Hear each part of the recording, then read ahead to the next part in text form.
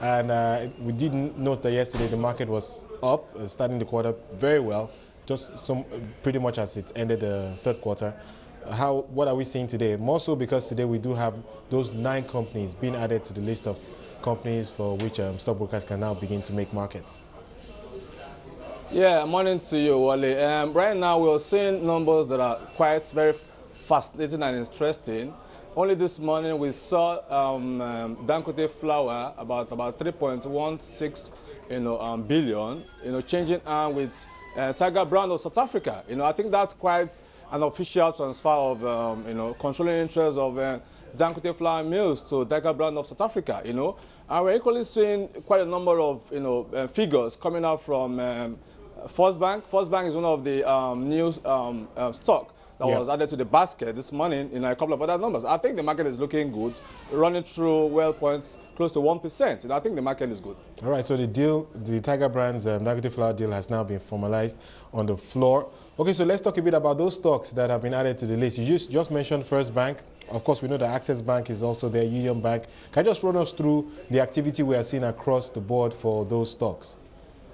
Yeah, the 9 additional stocks that were added to the basket, the market-making basket, virtually all of them are looking up, from ICO to Custodian and Allied. Access Bank is itching up close to 920. The same goes for First Bank, trading close well above 1055. And I think the market is looking up. The traditional market is looking good. I think we hope this momentum continues down the line. What about volumes? What type of volumes are we seeing across the board today? Yeah, except for the change in bathing in Dangote flour, we're equally seeing quite a remarkable volumes coming from most of the stocks. First Bank, volume is coming in from First Bank. The same goes for ICO. We're seeing volumes in quite a number of stocks. Zenith Bank too, numbers are coming in from Zenith Bank as well.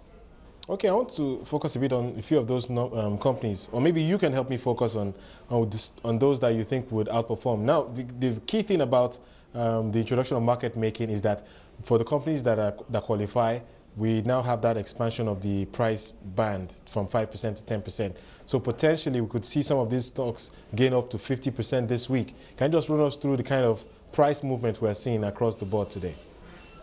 Yeah, quite clearly, what you're saying is the fact that for those market-making stocks in the basket, you're going to see movements as high as 10% up and 10% down, But don't forget the fact that those figures, we may not be able to attain those figures on an extreme basis. They are going to be gradual movement, gradual, it's going to each as we go down the line. But I think that down the line, we're going to see moderations in the movement in most stocks across board. But I think ultimately what is going to take us to a different level and different space is the fact that by the time the Q3 result of most of these banks begin to come into the market from next week and the upper week, I think you're going to see a different dynamics in the market. But clearly exciting times for the market, and you're just talking about results, and market making is not something that many people factored in at the start of the year. It's here with us, and it's obviously making a huge impact on how the market is trading. But looking ahead, I think another possible catalyst for this market is the forbearance that stockbrokers are asking for. Of course, stockbrokers have a history of trading in this market, and unfortunately, as the market turned down, many of them are stuck in some huge loss-making positions. What's the update on that? What are you hearing about that? Because we know that the Ministry of Finance is the body to drive this forward. Yeah, quite clearly, the feelers we're getting from the government quarter appears to be cheering. Very soon, probably before the week runs out, the upper week, we're going to get a communique from the Ministry of Finance as to the extent and the degree of the forbearance that is likely going to be extended to stockbroking firms. I think, to my mind, that will be a major boost to the market, given the fact that we're the major operators here, and the fact that the banks have actually been taken care of in terms of being bailed out. I think that it's appropriate for us to begin to see such like beaming on stockbroking firms in terms of forbearance and debt forgiveness, so that we can move the market to where it was before now. I think it's only a good development. We need to wait for the communique formally from the Ministry of Finance so that we can be able to position ourselves further down the line. I mean, you've just mentioned that it could be a huge boost, but how big? Can you just give us a picture of the possible impact if we could see that forbearance coming to the fore? What kind of impact will it have on this market in terms of volumes? Right now, we're trading perhaps on average somewhere around 2 billion naira, 2.5 billion naira a day. I mean, what can we anticipate if we see that forbearance come to the fore? Yeah, in clear terms, the forbearance, it's the boost, the impact it's clearly on the fact that it's likely going to be on the qualitative factor. The fact that confidence will begin to back to the market. Most before now, a lot of investors, willing investors, are probably shying away from the fact that some of these stockbroking firms have debt overhang.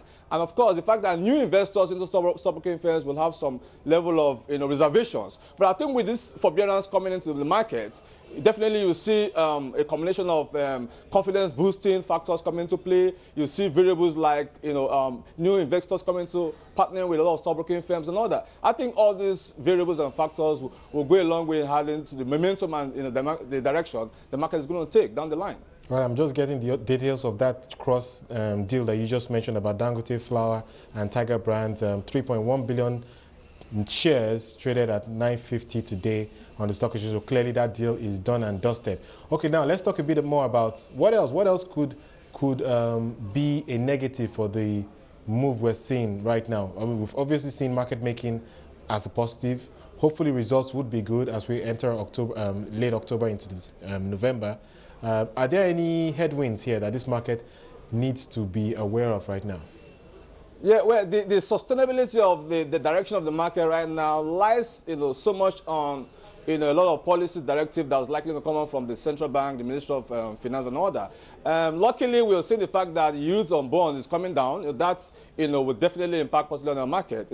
All in all, the indicators are looking good on our market. I do not think, if you ask me that the market is likely going to look south anytime soon, because, I mean, all the trajectory of the market is looking good. The fact that the forbearance thing is coming on board, the market making initiative is giving the market a boost, the result we're expecting for next week or upper week, and of course, given the fact that we have some level of respite in the interest rate regime, I think all these indicators will act to boost our market further down the line. So at this stage, more positive than negatives, clearly.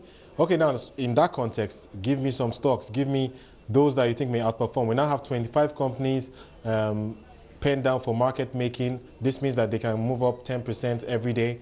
Well, of course, they can also move down 10%. So it's very important to bear that in mind. So in this context, now we're seeing a lot more activity in the market. We're seeing more volatility, which many people say is good for the market.